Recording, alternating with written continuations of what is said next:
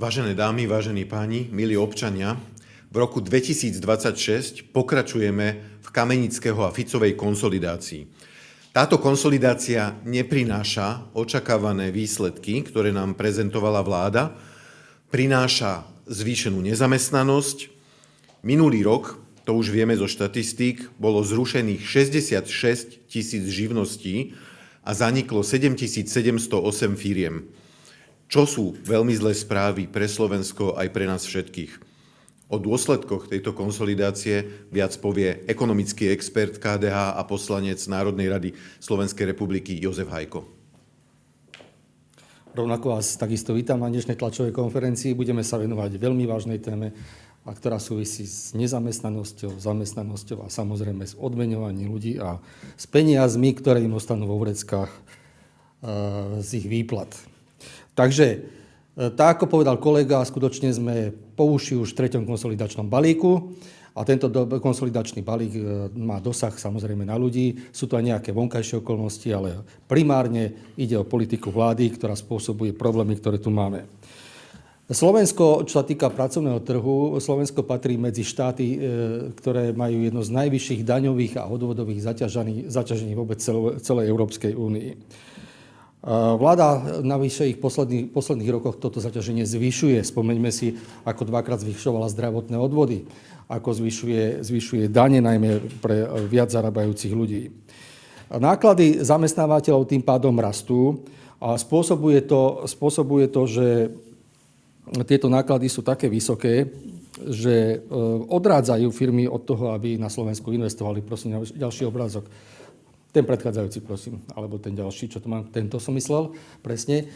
Tu máte v tomto grafe, aby to bolo úplne jasné, ten bledomodrý stĺpec znamená, že koľko vydávajú zamestnávateľia na hodinu práce jedného človeka. Vidíte, koľko to je to najviac v Rakúsku a potom to postupne klesá, ale vidíte, že Slovensko z toho trčí z tých okolitých štátov okrem Rakúska.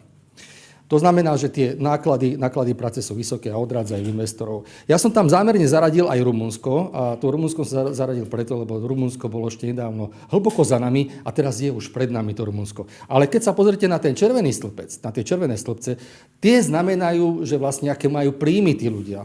To je mediánový príjem, priemerný na Slovensku a v iných štátoch. A vidíme, že napriek tomu, že tie hodinové náklady zamestnávateľov sú také vysoké, tak tým ľuďom ostane v peňaženkách oveľa menej. A toto je zásadná vec. To znamená, takto vyzerá tá konsolidácia na Slovensku. Máme vysoké dane a odvody, ľudia sú pre zamestnávateľov drahí, na druhej strane ľuďom ostane v peňaženkách menej. A tento tretí konsolidačný balík spôsobí, že ostane ľuďom v peňaženkách ešte menej. Podľa posledného prieskumu sa to odráža aj na tom, ako sa správajú firmy.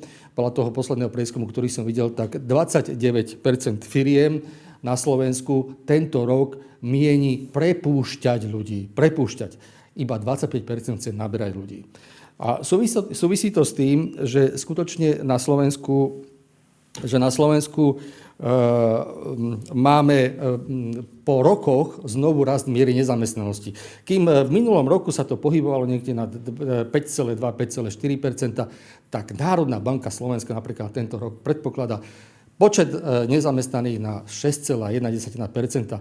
To sú desiatky tisíc ľudí, ktorí prídu o prácu. My sme to zaregistrovali už minulý rok, keď prepúšťali mnohé firmy na Hornej Nitre, keď prepúšťali firmy v Turcii. Ale tie posledné prieskumy hovoria o tom, alebo tie čísla hovoria o tom, že prepúšťanie sa už dotýka aj takých okresov, ktoré sú v blízkosti Bratislavy. To znamená, že to je jasná tendencia, že tá situácia sa zhoršuje. Čo to znamená? Znamená to toľko, že ľudia budú mať menej práce a tí, čo aj v tej práci sú, tak budú mať nižší alebo stagnujúce reálne príjmy. Nehovoríme z ničoho, iba teraz v tomto prípade iba z návrhu štátneho rozpočtu na tento rok, tak ako si ho schválila vláda, ktorá predpokladá, že ten rast reálnych miest bude minimálny. My očakávame, že ten rast reálnych miest tento rok nebude. A vláda popri tom samozrejme vôbec nešetrí na sebe. Okrem toho je znepokojujúcim javom to, že na Slovensku nie len, že nám rastie nezamestnanosť, ale sa znižuje zamestnanosť. To znamená, počet ľudí, ktorí pracujú v ekonomike, je nižší. tých aktívnych ľudí. A to napriek tomu, že dnes pracuje na Slovensku zhruba 140 000 ľudí, ktorí prišli zo zahraničia a pracujú na niektorých pozíciách. Prosím, ten ďalší obrázok, myslím, že to bol ten predchádzajúci. Áno, presne tento som myslel. Slovensko prestáva byť atraktívnou destináciou pre investorov. Je to veľmi dôležité konštatovanie. Keby ste si pozreli prieskum Nemeckej obchodnej komory z minulého roka, tak by vám tí respondenti ukázali, že čo si myslia o investičnom prostredí na Slovensku. Kým v roku 2021 by bolo ochotných investovať na Slovensku znovu, to znamená, keď mali príležitosť viac ako 80% firiem, tak minulý rok to už bolo iba 60% firiem. Jednoducho tie firmy nám odtiaľto utekajú a keď firmy utekajú, uteká zamestnanosť. Ďalší problém, ktorý tu máme, je ten, že tá práca, ktorá je na Slovensku, je stále toho montážneho typu. To znamená, keď nemáte investície, najmä tie investície s vyššou pridanou hodnotou, tým pádom aj tí ľudia menej zarábajú. Takže sme v kliešťach doslova, ktoré tieto kliešte nás zovierajú a tieto kliešte nastavila vláda svojou politikou, ktorá tu je 2 roky a teraz 3. rok, to vidíme aj v 3. konsolidačnom balíku, že má dosah priamo na obyvateľov tohto štátu.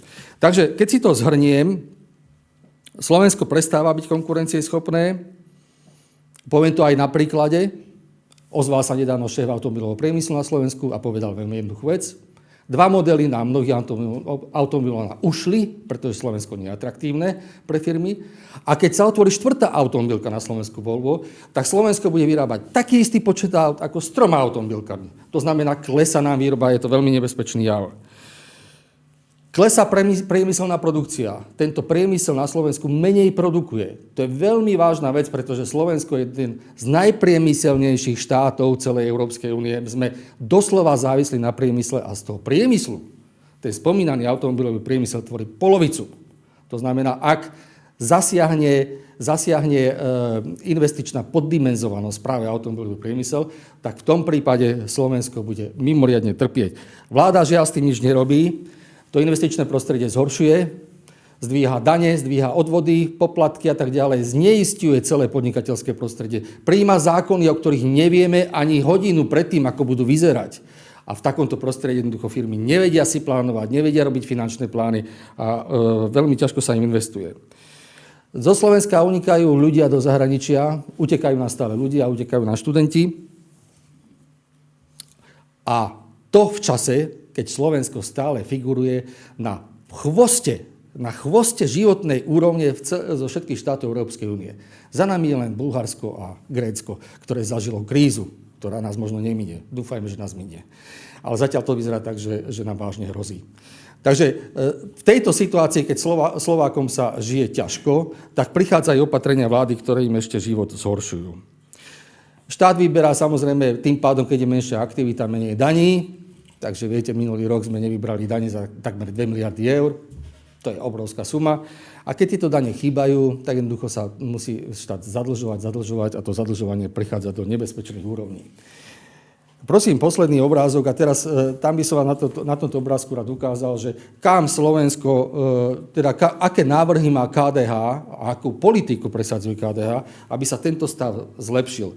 Žiaľ, nevidím iné riešenie, iba nahradiť túto vládu inou vládou a KDH chce presadzovať svoje riešenia, ktoré by som vám tu rád predostrel v niekoľkých bodoch.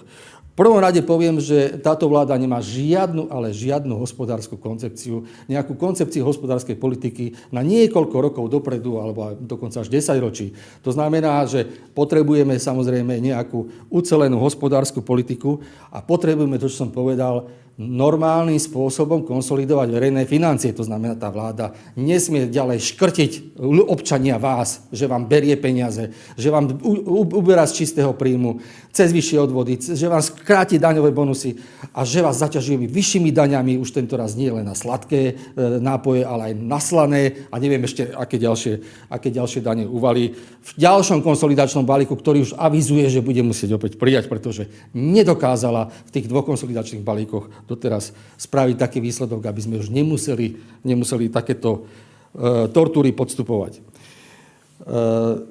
Čo sa týka toho prvého bodu, tak Slovensko potrebuje vyslovene daňový reštart. A my hovoríme o tom, že pre Slovensko je najlepšia cesta návrat k dani, tak ako sme ju presadili v roku 2004, to znamená jednotnej rovnej dani. Jednoducho, to nie je len to, že by mali firmy platiť nejakú pevnú sumu.